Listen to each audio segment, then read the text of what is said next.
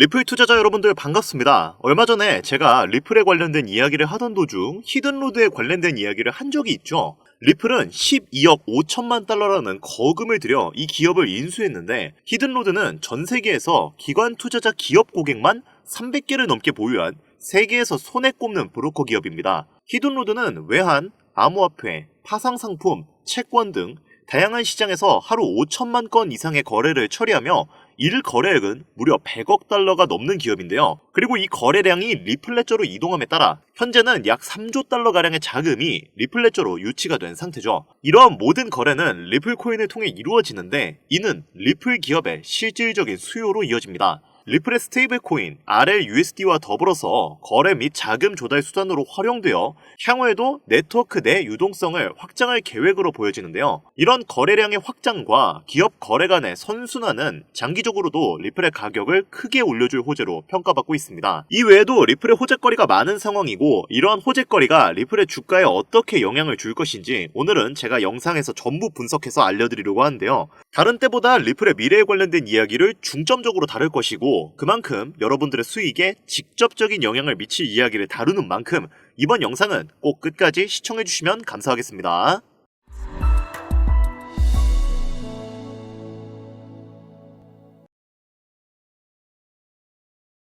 반갑습니다. 앞서 언급드렸듯이 리플이 인수한 브로커 기업인 히든로드가 본격적으로 리플 업계에 착수해서 사업 이익을 가져다주고 있습니다.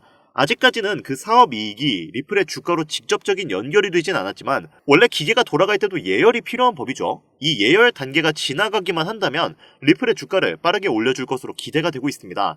자, 그리고 무엇보다 중요한 호재가 하나 더 있습니다.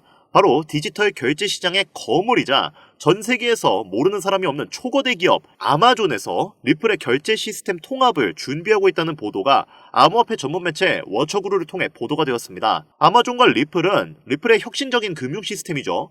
바로 리플넷을 이용해 더욱 빠르고 효율적인 결제 시스템 구축을 목표로 하는 것으로 지금 기획 단계에 접어들고 있는데요. 아마존이 다른 업체들을 제치고 리플을 이용한 데는 리플넷이라는 결제 네트워크 성능이 다른 회사 제품에 비해 훨씬 더 용이하기 때문에 그렇습니다. 리플넷은 리플이 개발한 글로벌 결제 네트워크인데요. 다른 그 어떤 은행 및 결제 서비스 제공 업체들보다 더 뛰어난 실시간 메시징 그리고 청산 및 결제 서비스를 원활하게 제공하는 특징을 가지고 있습니다. 아마존뿐만 아니라 이미 전 세계 유수의 금융기관들 또한 리플넷을 도입하고 있어요. 자, 그러면 여기까지 제 설명을 들으신 분들은 그래서 이런 내용이 어떻게 리플의 주가 상승으로 이어진다는 거야? 라고 궁금해하실 수도 있습니다. 단순히 시장의 호재거리로 인해 그 기대감으로 인해 가격이 상승한다? 물론 그것도 있지만 리플의 구조적인 메커니즘을 이해하면 이는 가격 상승을 촉발시킬 수밖에 없습니다. 리플은 총 발행 개수가 1000억 개로 한정되어 있는 토큰입니다. 그리고 매월 10억 개의 토큰을 시장에 공급시키면서 그 단가를 맞추고 있죠. 자, 지금 이 영상 보시는 구독자, 시청자님들도 은행 거래를 아마 많이 사용하셨을 겁니다. 그러면 은행에서 은행으로 돈을 보낼 때 수수료가 발생을 하죠. 리플코인은 이런 수수료를 자사의 리플코인으로 대체할 수 있는 ODL 시스템을 적용하고 있습니다. 그리고 수수료 대신 사용한 리플코인은 소각되는 시스템을 가지고 있어요.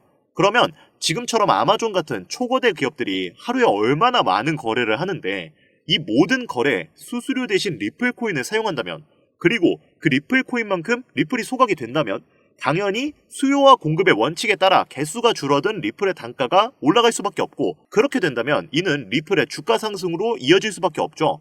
결국 리플은 시간이 지나면 지날수록 다양한 사업체와 사업을 맺을 것이고 그 과정에서 토큰이 소각되고 개당 단가가 높아지면서 장기적으로는 가격이 올라갈 수밖에 없는 구조로 설계가 되어 있는 겁니다. 하지만 이런 좋은 호재에도 불구하고 리플의 가격이 우리가 만족하는 수준까지 올라가지를 못하고 있죠. 이유가 여러 가지 있습니다만 아무래도 트럼프의 관세 정책 여파가 아직 암호화폐 시장을 완벽하게 회복시키지 못했다는 것이 제일 큰 이유가 됩니다. 물론 최근에 트럼프 대통령이 관세 유예를 진행하겠다고 말을 했죠. 그러나 이 관세라는 것은 사실상 미 정부가 마음대로 변화시킬 수 있기 때문에 많은 기관 투자자들과 개인 투자자들이 섣불리 자금을 넣을 수가 없는 상태인데요. 이렇게 미국의 관세라는 부분은 전반적인 시장 전체 저력을 하방 압박으로 갖고 오는 요인들을 만들었습니다. 지금 리플코인만 보더라도 고점 라인이었던 5,000원 부근에서 하방 압박을 받고 내려왔던 이유가 리플 코인의 상승 모멘텀이 없어진 게 아니라 이 하락했던 그 부분은 바로 미국의 관세 부분들 때문에 시장의 변동성을 가져오는 요인을 제공했다는 거. 이게 굉장히 중요할 수밖에 없어요. 근데 이 관세라는 게 도대체 뭐길래 이렇게 사람들이 공포감에 떨고 종목의 가격이 하락하고 그러느냐, 이런 의문점을 가지시는 분들이 있을 수도 있는데, 제가 간단하게 설명을 드리자면 우선 관세를 올린다면 물가가 올라갑니다. 인플레이션이 올라간다는 거죠. 물가가 올라간다면 고금리에 그대로 시장이 유지가 될 가능성이 매우 높은 시점이다 라고 평가받을 수 있습니다.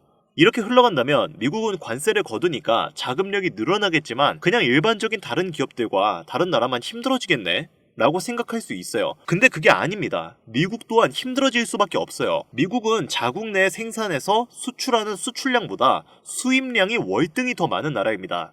쉽게 비유하자면 자동차 엔진을 만들 기술력이 있더라도 그 엔진을 만들기 위한 부품은 수입을 해야 하는 나라라는 거예요. 근데 이 부품 자체가 비싸져 버리니까 기업들 입장에서는 엔진 가격을 올릴 수밖에 없어요. 가격이 올라가면 소비자들은 그 물건을 어떻게 해요? 덜 살 수밖에 없겠죠. 그러다 보면 생산량을 줄일 수밖에 없습니다. 그러면 생산량이 줄어드니까 기존의 그 생산량을 유지하기 위해 써야 했던 인력들은 어떻게 됩니까?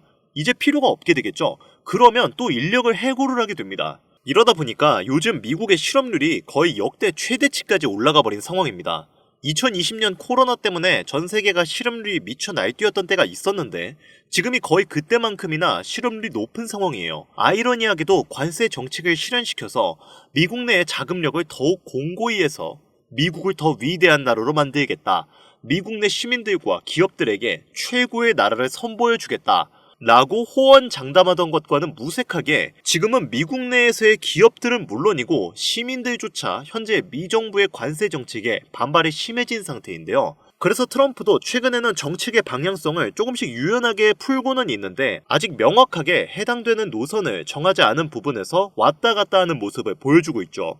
그만큼 현재 시장의 흐름은 정말 변동성이 커도 너무나 크다라고 볼 수가 있는 상황인데, 그럼에도 불구하고 우리가 리플 코인에 투자하고 있는 이유가 뭡니까? 바로 리플 상승에 대한 모멘텀이 충분하기 때문이겠죠. 자, 관세라는 거는 말 그대로 대외적인 이벤트로 우리는 평가할 수 있습니다. 왜냐면 주식 시장도 코인 시장도 모두 금융시장을 다 같이 영향을 받고 있는 부분이지만 이게 미국 내 대외적으로는 그러한 부분을 움직이고 있더라도 내외적으로는 어떻습니까? SEC가 코인의 시장에 압박했던 부분들을 하나씩 풀면서 리플과도 이제는 완벽하게 법적 리스크를 해소하게 되었는데 이 부분이 갖고 오는 리플의 상승에 대한 모멘텀이 추가적으로 나와주고 있죠. 우선 리플 코인이 갖고 있는 상승 모멘텀 뭐가 있습니까? CBDC라는 디지털 화폐의 중추적인 역할을 하고 있다. 두 번째로 이 스테이블 코인 관련해서 요즘 굉장히 이슈가 크게 되고 있죠. 달러와 1대1로 연동된다. 이걸로 끝나는 게 아니라 미국이란 나라는 달러를 더욱 강하게 만들어야 되는 나라입니다. 왜? 달러를 발행하는 기축통화국이기 때문에 달러가 강해져야 그들의 나라 힘도 강해지기 때문이죠. 그래서 스테이블 코인을 꼭 집어서 우리는 달러와 함께 스테이블 코인을 가져가야만 우리 달러가 살 수 있다라고 트럼프가 공식 언급을 했죠.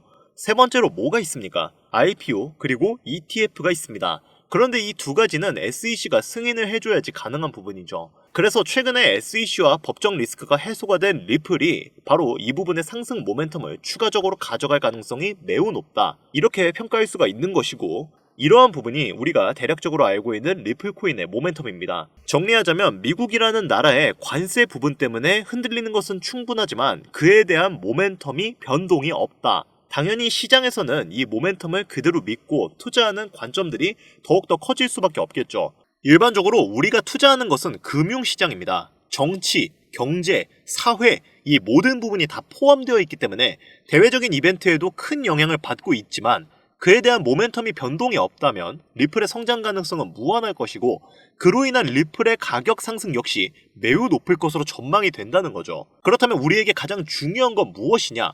앞서서 제가 말씀드린 대로 2분기 넘어서 리플의 현물 ETF와 스위프트와의 통합 그리고 RWA 등 리플의 성장을 도와줄 호재거리만 가득 남아있는 지금 그나마 리플의 가격이 낮게 책정되어 있는 현재 시점에 리플을 더욱더 담아둬야 된다는 거죠. 그런데 이쯤 되면 우리 투자자들은 한 가지 의문을 가집니다. 당장 2배 정도 수익을 본다고 해서 우리 인생이 크게 달라질 수 있을까? 대한민국 평균 투자금액 지표를 보면 1천만 원을 넘게 투자하는 경우가 많지가 않습니다. 당연하게도 그 이유는 수익을 보기 위해 감당하는 리스크가 너무 강하기 때문이죠. 한국 투자자 대부분이 1천만 원 이하가량을 투자하고 있기에 XRP가 6천 원까지 올라간다고 한들 여러분들이 만족할 만한 수익은 아닐 것이라 생각이 됩니다. 그렇다고 투자금을 늘리기엔 부담이 되시거나 리스크가 어느 정도 분명 존재하기 때문에 지금부턴 소액의 투자금으로, 소액! 이거 아주 중요한 부분이죠. 투자금을 안전하고 확실하게 불려 남부럽지 않은 투자금을 만들고 싶으신 분들께서는 지금 이 시대에 가장 큰 이목을 받고 있고 3세대 페트로달러 시스템에 이어 4세대 전략적 비축 자산물의 요동치는 새로운 자본시장에 우리는 지금 가장 큰 이목을 받고 있는 관세에 집중해야 한다는 겁니다.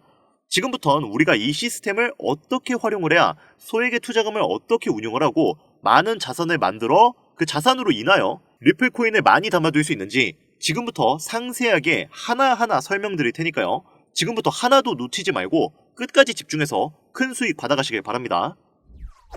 자, 관세 전쟁으로 인해 리플을 포함한 수많은 코인들이 하락과 조정을 반복하면서 계속해서 투자 심리를 위축시켰는데 이런 시장 속에서도 거의 몇십 퍼센트, 몇백 퍼센트씩 폭등하는 그런 코인들이 있죠. 대표적으로는 아르고 코인, 가스 코인 등이 있는데요. 각각 하루 만에 약 50%와 30% 정도씩 폭등을 했었습니다.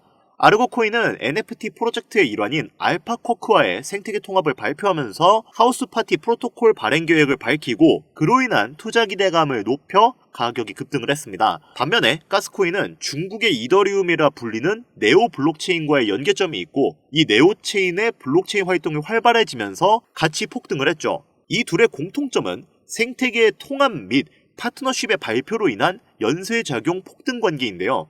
그런데 여기서 흥미로운 점은 이런 코인이 바이낸스에서는 상장 폐지되었던 코인이라는 겁니다. 그럼에도 불구하고 국내 거래소에서는 약 360%가량 올라가며 이른바 김치 코인이라고 불리게 되었죠. 그러면 여기서 핵심 포인트가 나옵니다. 관세 전쟁의 여파로 인해 경쟁력이 떨어진다 판단된 코인이 다른 생태계와 프로토콜에 합병이 되면서 수백 퍼센트 올라간다는 건 이미 실제 사례로 증명이 되었죠. 그렇다면 여기서 아발란체, 폴카닷, 이더리움 같은 대중적인 블록체인 플랫폼에 통합될 수 있는 코인이 있다면, 그리고 그런 코인이 현재는 아르고, 가스코인처럼 상장 폐지가 의논될 정도로 저평가되어 있지만 이후 이더리움, 아발란체 같은 플랫폼에 통합이 된다면, 예를 들면 이 코인처럼 블록체인 플랫폼에 호환이 잘 되고 리소스 관리가 유연한 코인이 통합이 된다면 이 코인 가격이 수백 퍼센트를 넘어선 수천 퍼센트의 급등도 전혀 불가능한 이야기가 아니라는 거죠.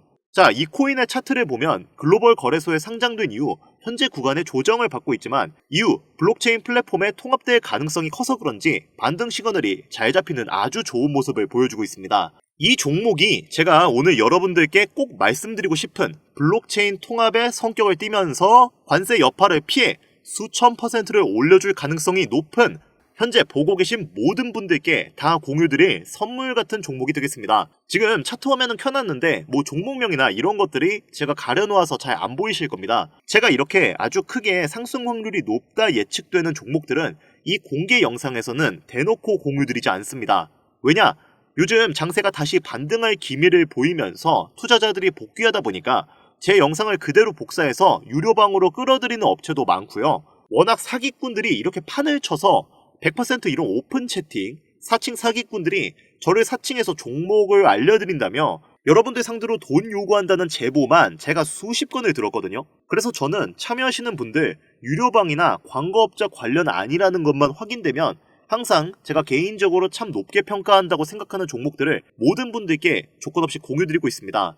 자, 화면에 보이는 이 종목, 나도 이거 코인명, 거래소 뭔지 알고 싶다, 지금 바로 공유받고 싶다 하시는 분들 간단한 신청만 하시면 바로 받아보실 수 있습니다. 그동안 신청해보신 분들은 아시죠? 지금 잡아야 할 관세 여파를 피해 수백 퍼센트, 수천 퍼센트씩 급등할 것으로 기대되는 그 코인 종목 신청 방법 지금부터 알려드리겠습니다. 잘 따라오세요. 화면에 번호가 하나 보이실 거예요. 이 번호는 제 개인 번호인데 저한테 문자를 하나 보내주시면 제가 유료방 업자인지 광고 업자인지 그 여부를 확인할 수 있기 때문에 저한테 문자를 하나 보내주시면 제가 검수 후에 종목을 공유해드리도록 하겠습니다. 번호는 010-8320-2240입니다.